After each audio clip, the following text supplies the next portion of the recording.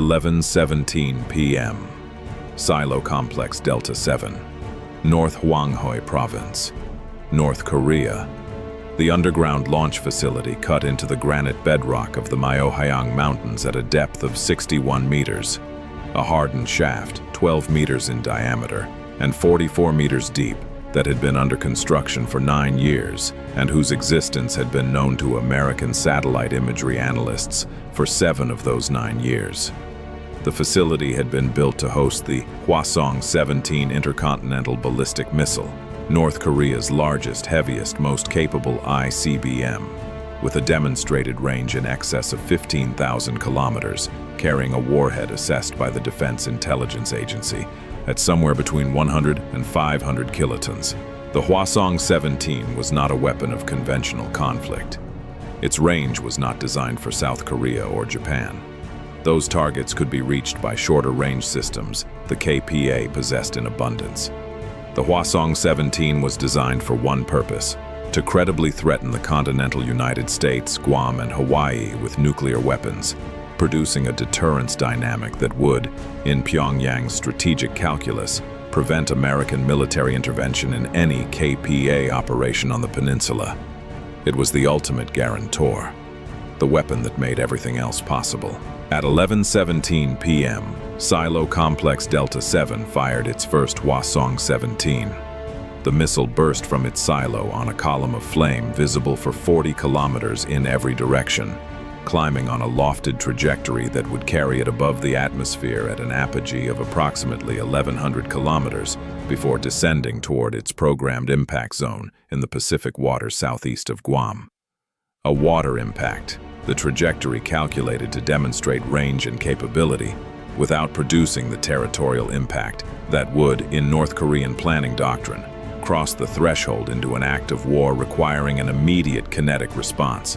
9 seconds after Delta 7 fired, Silo Complex Echo 3 in North Pyongyang Province fired its Hwasong-17. Its trajectory, northeast, lofted, programmed for a water impact zone in the Sea of Japan, 200 kilometers northeast of the Japanese island of Hokkaido.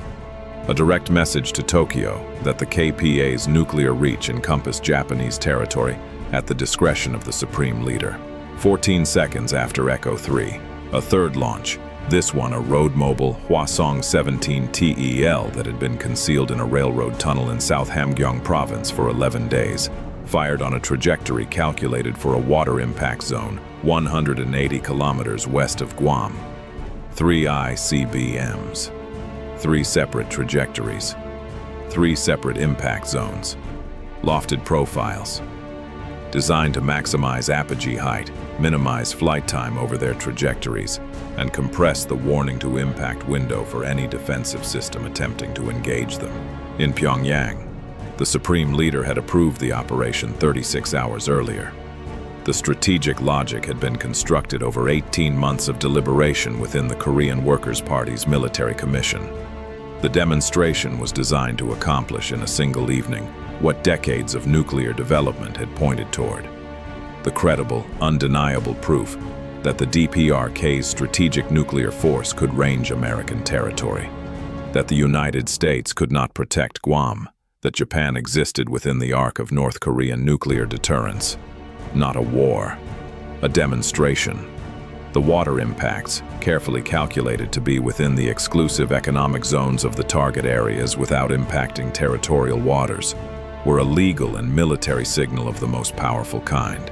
The expected American response was a diplomatic protest, an emergency UN Security Council session, and a period of intense negotiation in which the DPRK's demonstrated nuclear capability would be traded for sanctions relief, security guarantees, and international recognition.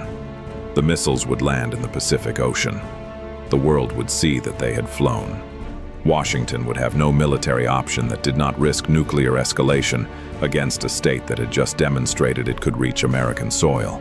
3 ICBM launches, 3 ocean impacts, total North Korean domination of the diplomatic space for the next 18 months. That was the plan. They had made 5 catastrophic mistakes. The first mistake, The 3 launch facilities had been under continuous National Reconnaissance Office surveillance for a combined total of 19 years across all 3 sites. Silo Complex Delta 7's construction had been monitored from the first tunneling activity in 2015. Echo 3 had been operational since 2019, and its Hwasong 17 inventory had been tracked through 12 launch readiness cycles. The Road Mobile TEL in South Hamgyong had been identified by NRO ground movement analysis 11 days earlier, the same day it had entered the railroad tunnel.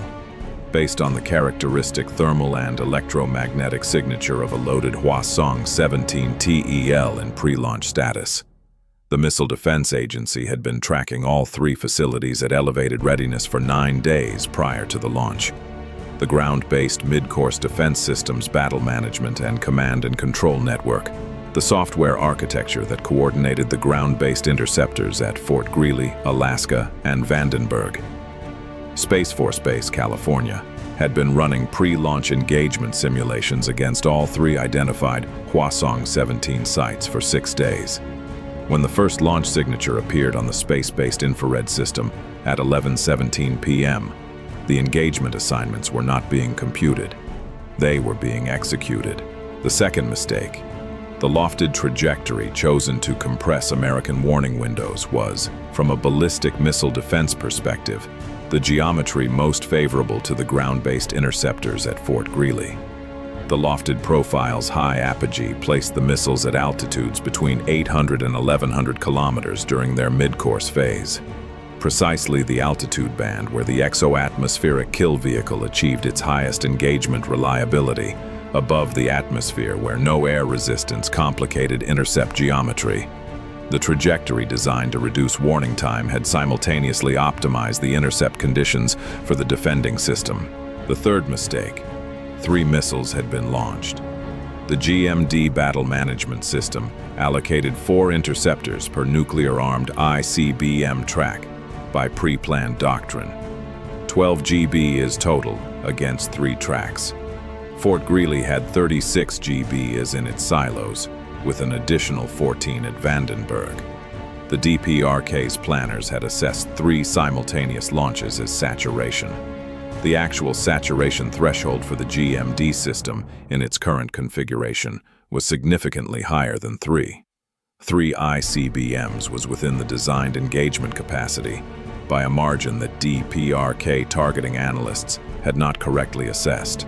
The fourth mistake, the water impact trajectory for the missile aimed at the Guam impact zone passed through the THAAD engagement envelope of the THAAD battery at Andersen Air Force Base, the same battery that had defended against the CJ-20 strike in the previous operational period. During its terminal descent phase, THAAD's engagement of a Hwasong 17 re-entry vehicle in the terminal phase was not the primary defensive layer. The GMD engagement in mid-course was the primary layer. But THAAD provided a second engagement opportunity if the GMD intercept failed, and the Guam trajectory's geometry placed the terminal phase within THAAD engagement range for a window of approximately 40 seconds. The North Korean trajectory calculation had not specifically analyzed the thick AAD terminal engagement window because the planners had calculated that the GMD intercept would not succeed, that 3 lofted simultaneous launches would overwhelm the GMD system. If the GMD system worked, THAAD was a backup. If the GMD system was overwhelmed as planned, THAAD's terminal engagement window was the last defensive line before a Hwasong 17 re-entry vehicle impacted within 200 kilometers of Guam's territorial waters. The fifth mistake, the one that transformed a nuclear demonstration into the authorization for the most comprehensive single-day counterforce operation in the history of the Korean peninsula, was the assumption that a water impact would constrain the American military response to the diplomatic channel. The National Security Council's pre-planned response framework for a North Korean nuclear-armed ICBM launch toward American territory, regardless of intended impact point, regardless of whether the trajectory was a demonstration, had been approved in its most recent revision 6 months earlier. That framework did not distinguish between a nuclear ICBM fired at an American city and a nuclear ICBM fired at the ocean near an American territory. Both were treated as a nuclear-armed ballistic missile attack on American interests, requiring immediate counterforce action against the totality of the DPRK's strategic nuclear infrastructure. The legal authority under which the counterforce package was pre-authorized was not the authority to respond to a nuclear detonation on American soil. It was the authority to respond to the launch of a nuclear-armed ICBM toward American territory. The Supreme Leader had authorized 3 nuclear launches toward American territory. The response package was pre-authorized for exactly this event. What happened in the next 47 minutes removed the DPRK's strategic nuclear capability from the operational equation for a generation. At 11:17 p.m., the Esper's satellite detected the first Hwasong-17 boost phase at 11:17 p.m. and 3 seconds.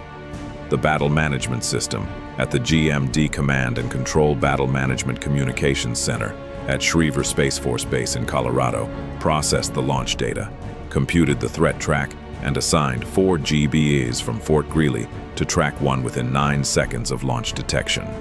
At 11:17 p.m. and 31 seconds, 28 seconds after the first launch, the second and third launch signatures appeared. The Battle Management System assigned 4 GBEs to track 2 and 4 GBEs to track 3 within 17 seconds of their detection. 12 GBEs were in their silos with engagement solutions computed and upload complete by 11:18 p.m. and 4 seconds. 47 seconds after the first Hwasong-17 cleared its silo. The first 4 GBEs launched from Fort Greely at 11:20 p.m. The second 4 at 11:20 p.m. and 40 seconds. The third 4 at 11:21 p.m. and 12 seconds. Their boost phases lasted approximately 90 seconds each. Their mid-course intercept windows were computed for the region above the North Pacific at altitudes between 900 and 1,030 kilometers. The intersection of the GBI's trajectories and the Hwasong-17 re-entry vehicle's mid-course arcs in the vacuum above the atmosphere. The Hwasong-17 re-entry vehicles had no awareness of the 12 EKVs that were climbing toward them from Alaska. The EKV's approach geometry, computed to arrive from slightly above and lateral to the re-entry vehicle's flight paths, was designed to place the EKV in the optimal position for its infrared seeker to acquire the re-entry vehicle's thermal signature against the cold background of space in the minutes before intercept. Track 1. The missile aimed at the Guam approach zone. The first 2 GBEs assigned to Track 1 achieved EKV seeker acquisition of the Hwasong-17 re-entry vehicle at a range of approximately 800 kilometers, 41 minutes after the missile launched. Both EKVs tracked through the acquisition phase and executed their divert and attitude thrusters for final intercept geometry. EKV-1 impacted the Hwasong-17 re-entry vehicle at 12:01 a.m. and 14 seconds. Direct kinetic impact at a closing velocity of approximately 40,000 kilometers per hour. The re-entry vehicle was removed from the battle space above the North Pacific at an altitude of 942 kilometers. No nuclear event. EKV-2, having been assigned as the second shot in the 2-shot sequence, assessed no intercept required and was commanded to a safe destruct. Track 1. Neutralized. Track 2. The missile aimed at the Sea of Japan approach zone. The EKVs assigned to Track 2 encountered a more challenging acquisition geometry. The Hwasong-17's re-entry vehicle deployed a modest balloon decoy package that had been incorporated into the Hwasong-17's payload bus following the DPRK's analysis of public reporting on American EKV discrimination challenges. The first EKV assigned to Track 2 acquired the decoy balloon rather than the re-entry vehicle in its initial discrimination phase, and its intercept trajectory diverged from the true threat track. The second EKV assigned to Track 2, whose acquisition phase benefited from the first EKV's track data to refine discrimination between the balloon and the re-entry vehicle, acquired the correct object. The second EKV impacted the Track 2 re-entry vehicle at 12:03 a.m. and 51 seconds at an altitude of 908 kilometers above the Pacific. Track 2. Neutralized. Track 3. The missile aimed at the second Guam approach zone. The road-mobile TEL's launch had occurred on a slightly different trajectory than the silo launches. A small deviation in the initial boost phase that propagated into a mid-course trajectory that placed Track 3's re-entry vehicle on a path that was at the outer edge of the assigned GBE's engagement geometry. The first two EKVs assigned to Track 3 conducted their intercept attempts. EKV-1 missed. The trajectory deviation had placed the re-entry vehicle at the edge of the EKV's divert thruster authority, and the final intercept geometry was outside the achievable envelope by approximately 11 meters. EKV-2 achieved acquisition but lost tracking lock in the final 30 seconds due to a seeker head sensor anomaly. Neither of the first two EKV intercepts succeeded. Track 3's re-entry vehicle survived the GMD mid-course engagement and continued on its terminal trajectory toward the Pacific, descending toward the THAAD engagement window above Guam. The THAAD battery at Anderson had been tracking Track 3 since its mid-course phase via queued data from the GMD Battle Management Network. When the GMD intercept assessment showed Track 3 as a miss, the THAAD battery already had a firing solution. The THAAD interceptor launched at 12:06 a.m., climbing to meet the descending re-entry vehicle as it entered the upper atmosphere above the western Pacific southeast of Guam. The THAAD interceptor's kinetic intercept warhead impacted the Track 3 re-entry vehicle at 12:06 a.m. and 44 seconds at an altitude of 141 kilometers. Above the atmosphere, outside Guam's territorial space, no debris reaching the surface. No nuclear event. Track 3, neutralized. 3 Hwasong-17 ICBMs launched. 3 Hwasong-17 re-entry vehicles neutralized in space above the Pacific Ocean. 0 nuclear events. 0 detonations in any body of water. 0 detonations anywhere on Earth. The National Command Authority's pre-authorized counterforce response package executed at 11:27 p.m. 10 minutes after the first launch, 17 minutes before the first GBI intercept, under the pre-approved authority triggered by the launch of a nuclear-armed ICBM toward American territory. From Anderson Air Force Base, 4 B-2 Spirit stealth bombers that had been at maximum readiness since the elevated alert condition was imposed 9 days earlier, launched at 11:29 p.m. carrying GBU-57 massive ordnance penetrator bombs and JASSMER cruise missiles.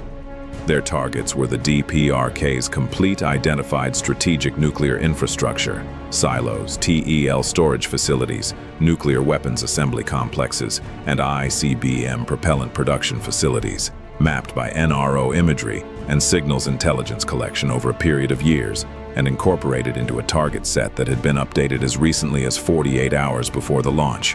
From Whiteman Air Force Base in Missouri, 2 additional B-2s that had been on strategic alert launched at 11:34 p.m. on polar trajectories over the North Pole toward Korean Peninsula targets, whose time-sensitive nature required approach from the north. The strike package was comprehensive in its scope and was executed across a window spanning from 12:09 a.m. to 1:04 a.m. Silo Complex Delta 7 in North Hwanghae Province, from which the first Hwasong-17 had launched, received 4 GBU-57 penetrating bombs from a B-2 at 12:09 a.m. The silo shaft was collapsed to a depth of 42 meters. The remaining Hwasong-17 airframe stored in the complex's adjacent assembly facility received 2 JASSMER impacts. Both facility and remaining weapon assessed as permanently inoperable. Silo Complex Echo 3 in North Pyongyang Province received 4 GBU-57 penetrating bombs at 12:14 a.m. Silo shaft collapsed. Assembly facility destroyed by simultaneous JASSMER strike. The DPRK's primary ICBM propellant production facility at Hamhung, the chemical plant producing the UDMH fuel used in the Hwasong-17's first stage, received 8 JASSMERs at 12:31 a.m. targeting the production halls, storage tanks, and transfer infrastructure. Secondary detonations from stored propellant assessed as catastrophic to the facility's production capacity. Estimated recovery time, not less than 4 years. The nuclear weapons assembly complex at Yongbyon, The facility where Hwasong-17 warheads were assessed to be integrated with their delivery vehicles received a time-on-target strike of 12 JAS SMERs and 2 GBU-57s at 12:44 a.m. The above-ground assembly buildings were struck by JAS SMER. The hardened underground warhead storage complex received GBU-57 penetrating strikes. The facility was assessed as permanently inoperable. The warhead inventory within the storage complex was assessed as rendered permanently non-functional by the penetrating strike's effects on the storage environment. The KPA Strategic Missile Forces Command and Control Facility at Hochang, the underground command node from which ICBM launch orders were transmitted to Silo and TEL crews, received 4 GBU-57 bombs from a B-2 at 12:52 a.m. The facility was assessed at a hardened depth of 44 meters. The GBU-57's 60-meter penetration capability against reinforced concrete produced structural collapse of the underground command suite and the communications infrastructure connecting it to the missile force. The 3 identified TEL storage tunnels in South and North Hamgyong provinces, the facilities housing the remaining road-mobile Hwasong-17 TELs not involved in the night's launch, received coordinated JASSM-ER strikes targeting the tunnel entrance infrastructure and the rail and road approaches at 1:04 a.m. Tunnel entrances collapsed. TELs assessed as trapped and inoperable pending recovery operations, the DPRK would require months to complete. By 1:04 a.m., 47 minutes after the first Hwasong-17 launched, the complete counterforce package was executed. The final accounting was documented by the Defense Intelligence Agency and Pacific Command over the subsequent 72 hours. Hwasong-17 ICBMs launched. 3. Neutralized by GBI intercept in mid-course. 2. Neutralized by THAAD in terminal phase. 1. Nuclear detonations. 0. Impact of any North Korean ICBM in any body of water. 0. Impact of any North Korean ICBM anywhere on Earth. 0. Strategic nuclear infrastructure rendered permanently inoperable. 2 ICBM silo complexes, primary propellant production facility, nuclear assembly complex at Yongbyon, Strategic Forces Command and Control Facility, 3 TEL storage tunnels. Total DPRK strategic nuclear facilities neutralized 8. Assessed recovery interval for DPRK ICBM capability, not less than 7 to 12 years, pending complete rebuilding of propellant production, assembly, and command infrastructure from baseline. American aircraft lost 0. All 4 B-2s from Anderson recovered at 9:30 a.m. Both B-2s from Whiteman recovered at Diego Garcia by 7 a.m. American service members having sustained any injury. 0. In Pyongyang, the Korean Central News Agency went silent at 11:45 p.m. and remained silent for 41 hours. The Supreme Leader was not seen in public for 19 days. When North Korean state television resumed, it aired a documentary about agricultural productivity. The 3 missiles had been removed from the battle space above the Pacific at altitudes between 141 and 942 kilometers. Nothing landed in the ocean. 3 nuclear-armed ICBMs ceased to exist above the atmosphere. The demonstration had demonstrated nothing except the precision of the system built year by year to intercept exactly these 3 missiles on exactly this night. This is what happens when you launch 3 nuclear ICBMs toward American territory and calculate that the speed and number of your warheads will exceed a missile defense system whose true configuration and engagement doctrine you have not correctly assessed. This is what happens when the lofted trajectory chosen to compress warning time simultaneously places your re-entry vehicles at the optimal altitude for interceptors already climbing before your missiles cleared their silos. The Pacific is quiet. The interceptors are back in their silos. Fort Greely still has 36.